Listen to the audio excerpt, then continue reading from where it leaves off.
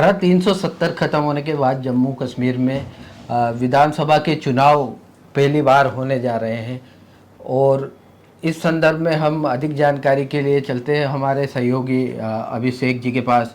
हाँ, तो अभिषेक जी, धारा 370 खत्म होने के बाद जम्मू कश्मीर में पहली बार चुनाव होने जा रहे हैं, इस पर आपके क्या विचार? मुख्य चुनाव आयुक्त ने, जैसा कि आपको पता होगा, और ये पूरे दिन से चल भी रहा था कि 3 बजे प्रेस कॉन्फ्रेंस होगी। प्रेस कॉन्फ्रेंस हुई और उसके बाद मुख्य चुनाव आयुक्त ने पहले तो जो वहाँ की पृष्ठभूमि है, जो संरचना है, उसके संदर्भ में बताया। और कहीं ना कहीं उनका ये कहना था कि जो जम्मू कश्मीर की आवाम है वो चाहती है कि चुनाव हो, और उसी को दृष्टिगत रखते हुए ये फैसला लिया गया है। आपको बता दें कि उन्होंने बाकायदा इसके लिए आंकड़ा भी बताया।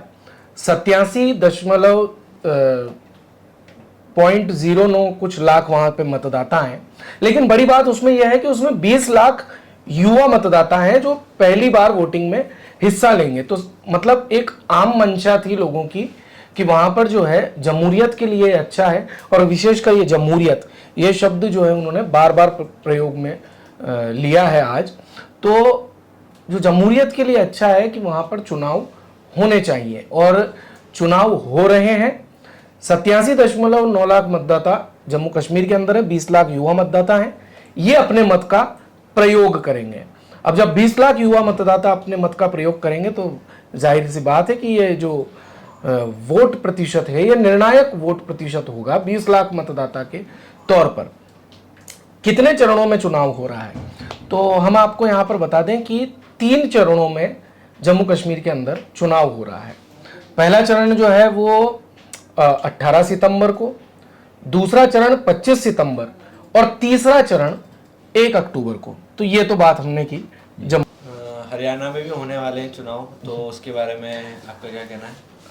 हरियाणा, जहाँ तक आपने बात की हरियाणा की, तो हरियाणा में एक ही चरण में चुनाव होगा 1 अक्टूबर के दिन।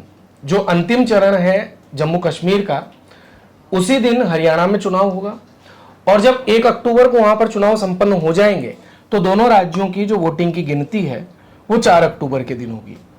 पहले यह आकलन किया जा रहा था जब प्रेस कॉन्फ्रेंस हो रही थी कि महाराष्ट्र और झारखंड, क्योंकि झारखंड में जनवरी के फर्स्ट वीक में खत्म होने वाला है जो टेन्योर है, और नवंबर में महाराष्ट्र में खत्म होने वाला है, तो यही आकलन किया जा रहा था कि इन दोनों राज्यों के भी चुनाव साथ में होंगे। बहुत संभावना ये नहीं थी कि जम्मू कश्मीर में चुनाव हो सकते हैं, लेकिन सुप्रीम कोर्ट का फैसला था कि 30 सितंबर से पहले तक आपको चुनाव वहां पर संपन्न कराने होंगे, और उसी का परिणाम है कि वहां पर 3 चरणों में चुनाव हो रहे हैं। तो मोटी मोटी बात जो है वो ये है कि 3 चरणों में जम्मू कश्मीर के अंदर और 1 चरण में हरियाणा में चुनाव हो रहे हैं। तो अभिषेक जी, मैं जानना चाहूंगा कि 2 करोड़ से ज्यादा हरियाणा में मतदाता है, तो उनका रुझान कैसा रहेगा मतदान की? हाँ, ये आपने बड़ी बात कही। जैसे कि 2 करोड़ मतदाता हरियाणा के अंदर है। अब ये 2 करोड़ जो है ये बहुत बड़ा आंकड़ा है। 90 सीटें, मतलब आप ये देखिए कि हरियाणा वो स्टेट है जहां पर हाल ही में भारतीय जनता पार्टी ने अपने मुख्यमंत्री में बदलाव किया। पहले मनोहर लाल खट्टर वहां पर मुख्यमंत्री थे, फिर उनको केंद्र में ले लिया गया, अब नायब सिंह सैनी को वहां पर मुख्यमंत्री बनाया गया है। तो अब देखना यहां पर यह दिलचस्प होगा कि हरियाणा का जो रुझान है, अगर आप लोकसभा के चुनाव को भी देखें तो हरियाणा की जो जनता है उसने एक तरफा मैंडेट नहीं दिया। 5 सीटें बीजेपी को दी, 5 सीटें कांग्रेस को दी। तो ये जो बराबर की फाइट है अगर लोकसभा के इलेक्शन से देखें तो। अब विधानसभा का चुनाव है, और विधानसभा के चुनाव में कुमारी शैलजा, रणदीप सुरजेवाला, भूपेंद्र सिंह हुड्डा और दीपेंद्र सिंह हुड्डा, उनका अपना खेमा है। ऐसे करके वहां पर 3-4 खेमों में कांग्रेस बटी हुई है। कांग्रेस मजबूत है वहां, लेकिन 3-4 खेमों में बटी हुई है। पर अब यहां पर महत्वपूर्ण यह हो जाता है कि अग्निवीर का मुद्दा है, किसानों का मुद्दा है। इन मुद्दों को कितना भुना पाती है कांग्रेस, उसके बाद जो रिजल्ट होगा वो सामने आएगा। क्योंकि बीजेपी के अंदर एक आपसी सहमति है कि मतलब जब मोदी जी ने कुछ कह दिया तो वो फाइनल है साहब। अगर खट्टर जी को दिल्ली बुला लिया तो वो दिल्ली आएंगे। नायब सिंह सैनी के साथ अब बीजेपी पूरी एक साथ है।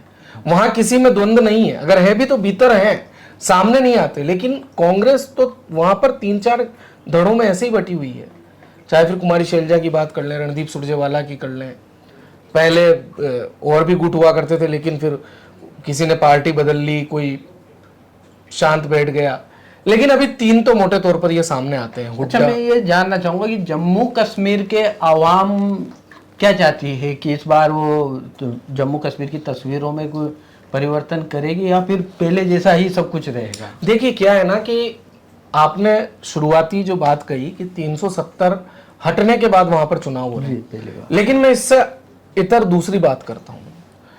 अगर आपको याद हो तो साल 2014 में आखिरी बार विधानसभा चुनाव हुए थे जम्मू कश्मीर में, उसके बाद से अभी तक चुनाव नहीं हुए, यानी कि ये एक बहुत लंबी अवधि। और जब किसी राज्य में 10 साल तक चुनाव ना हो तो ये मतलब 10 साल तक आपकी सरकार नहीं है, आपकी सत्ता नहीं है।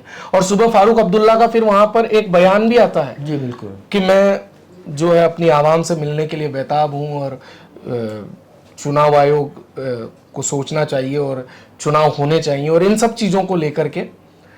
हालांकि उमर अब्दुल्ला जो हैं उनके बेटे और नेशनल कॉन्फ्रेंस जो उनकी पार्टी है उसके प्रमुख भी हैं, उनका यह कहना है कि बायस्ड है चुनाव आयोग की घोषणा से पहले अधिकारियों का जम्मू कश्मीर में लगना, यानी कि जो अधिकारी लगे हैं वो कहीं ना कहीं भारतीय जनता पार्टी को लाभ पहुंचाएंगे विधानसभा के चुनाव में। तो ये सब कुछ देखने में आ रहा है। आपको याद होगा इससे पहले जब लास्ट बार सरकार थी तो पीडीपी के साथ गठबंधन हुआ था, यहाँ पर भारतीय जनता पार्टी का महबूबा मुफ्ती जो है वो मुख्यमंत्री हुआ करती थी। तो ऐसे भी दृश्य देखने को मिले हैं, लेकिन 10 साल बाद एक खुशखबरी आई है और आवाम को कहीं ना कहीं उनका हक मिला है। तो जम्मू कश्मीर में जैसा कि 90 सीटों पर ये चुनाव होने जा रहे हैं, तो आपको क्या लगता है कि बीजेपी कहाँ से बढ़त ले सकती है इसमें? बीजेपी के बढ़त की जहां तक बात की जाए तो हम ये मान सकते हैं कि कश्मीर और लद्दाख तो का जो ये एरिया है ये तो नहीं, लेकिन जम्मू का जो ये इलाका है, यहाँ से आपको याद होगा कि पहले जो उप मुख्यमंत्री भी हुआ करते थे, भारतीय जनता पार्टी की सरकार थी, तो वो जम्मू से ही आते थे और जम्मू से ही उनकी अच्छी खासी पिछले चुनाव में जब 2014 में चुनाव हुए थे, हालांकि तब मोदी का विजयी रथ था, लेकिन फिर भी तब जो बढ़त उसे मिली थी वो जम्मू के रीजन से ज्यादा मिली थी, कश्मीर से नहीं। अब कश्मीर में कितना कुछ गेन कर पाती है बीजेपी, ये यहां पर देखना होगा। तो ये था जो चुनाव आयोग की प्रेस कॉन्फ्रेंस में निकल के सामने आया और मुख्य चुनाव आयुक्त राजीव कुमार ने घोषणा की है कि जम्मू कश्मीर में 3 चरण और 1 चरण में होगा हरियाणा में चुनाव। आप देखते रहिए भारत कवरेज। दिन भर की सारी अपडेट्स के लिए सब्सक्राइब करें भारत कवरेज को और हाँ, बेल आइकन दबाना ना भूलें ताकि आप रहे अपडेटेड हमेशा।